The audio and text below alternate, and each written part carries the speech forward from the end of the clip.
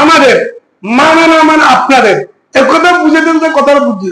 তাইলে পুরা কোরআন ও হাদিসে ইবাদত মেন দুইটা। কটা ইবাদত? এই সারাংশ চলে আই।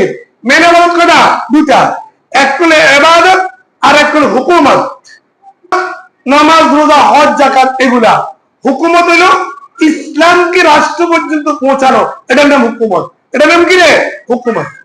এটা সবককে তুলে দিয়েছে গিয়া আল্লাহ তাআলা কোরআনে এক আয়াতে বলছে আকিমুস সালাহ, কোরআনের এক আয়াতে আছে আকিমুদ্দিন। একই রকম, আকিমুস সালাহ আকিমুদ্দিন, নামাজ কায়েম করো, দিন কায়েম করো, দুটোটাই ফরজ। কিন্তু আমরা ওই নামাজ কায়েমের বয়ান করি, আকিমুদ্দিনের বয়ান কি করি না। কেন করি না? বিভিন্ন বেজাল আছে, বিভিন্ন কি বেজাল।